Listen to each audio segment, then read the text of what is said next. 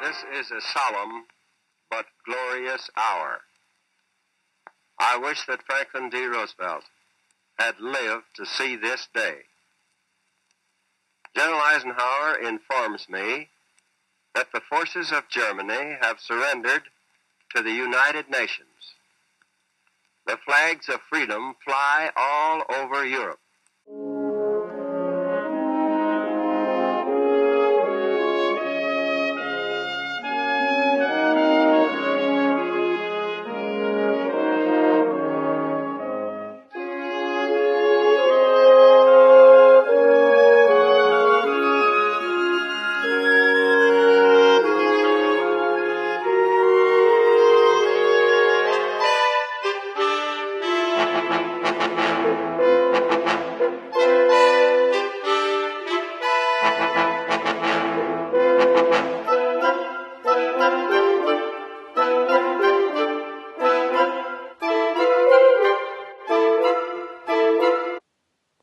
After World War II, Reconstruction was the first step for British and United States allies. The Truman Doctrine and the Marshal Plan helped to boost European cities that were ruined by war.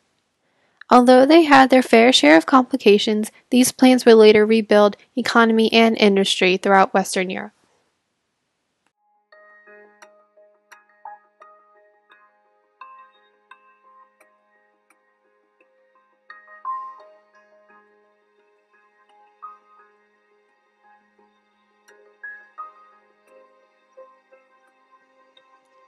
A great sense of joy overwhelmed America's population immediately after World War II, and the economic boom resulting from the war boosted all aspects of American life, from jobs to schooling to even family life.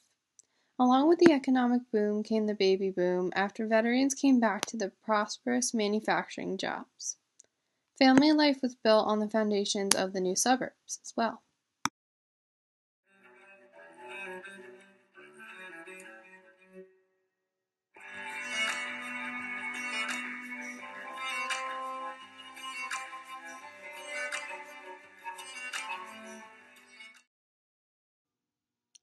Although America was thriving in the East, in the West not a single aspect of victory came to Germany. Some places were freed, but devastation and unrecognizable cities were the aftermath of such a deadly war.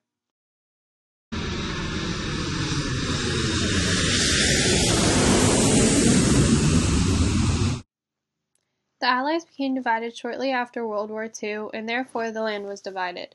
The United States and Britain had a mission, though, to bring supplies such as food and coal to the citizens of Berlin. The real challenge was the difficulty of bringing supplies over to the blockade created by the Soviet Union. Eventually, the blockade was let down about a year later, but further conflict would keep the mission going.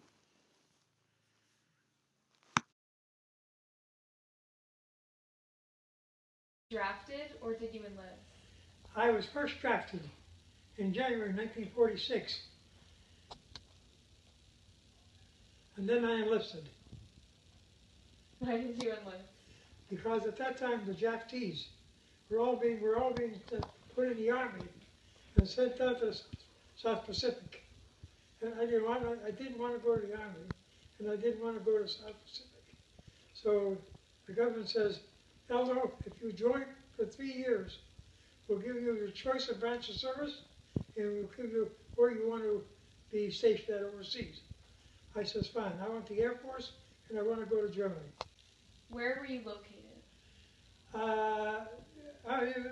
When I first went to Germany, we landed in the port, we went over on a troop ship, me and about 1,000, 2,000 other guys.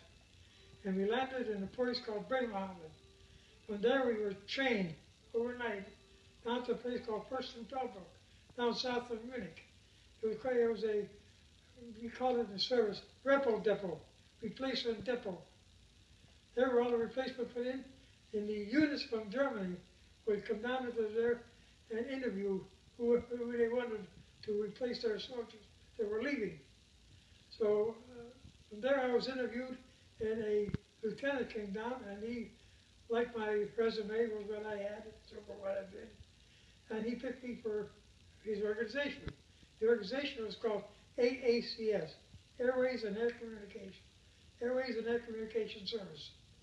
This organization was a technical organization. They supplied all the communications and maintenance for the Air Force. Radio direction finders, radio ranges, radio communications, control towers, and also we had at that time, something new called GCA, Ground Control Approach Radars.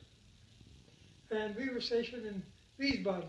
I was stationed at wing level, which is very high level, okay, in Wiesbaden, Germany. And we got there in the latter part of September 1946, and I left there in October 1948. I left Wiesbaden in October 1948. What was your function during the Berlin airlift? I was a communications specialist in the personnel section of the 5th Wing headquarters, okay? What we did, we interviewed soldiers coming over, GIs coming over, if they had the proper qualifications and so forth, education, to be part of our organization, and we said for people that left to go back to the States, we would replace them, okay? So that was my function, personnel specialist, right? Any relationships that you continued? I picked up a wife when I was in Germany, okay? My wife is 66 years now, we've been married. Okay?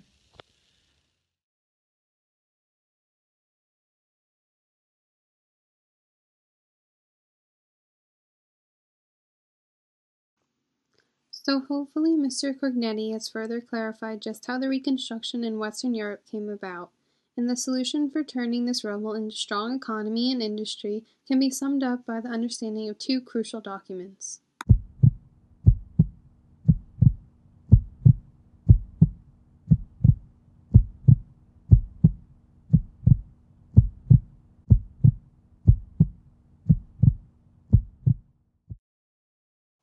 In 1947, in a speech President Harry S. Truman gave, the Truman Doctrine came about. The reason behind this sudden declaration was the fact that the British had refused to continue aiding Greece and Turkey with their necessary economic needs. Truman wanted to act fast, being that the whole purpose of his doctrine was to be active in offering political, economic, and militaristic assistance to foreign countries when the opportunity was handed to the United States. This was important to the United States because it would possibly prevent communist rise to power, just as the Marshal Plan wanted to prevent.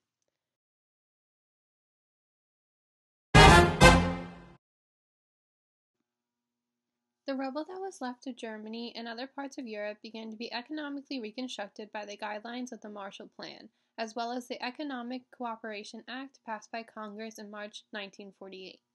This later raised over $12 billion for the reconstruction effort. This plan helped Europe recover from the war and assisted America further by bringing states into their economic system as opposed to communism, as the Truman Doctrine had specifically requested also.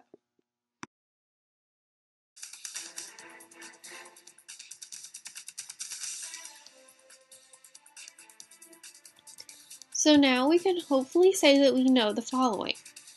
Truman's doctrine put into effect the policy of containment, and while under his administration the Berlin airlift became a successful way to send supplies over the Soviets' blockade. The Marshall Plan was also an economic plan, and one of its purposes was to stabilize war-torn Germany in order to keep it from becoming completely controlled by the Soviet Union or other forms of extremism.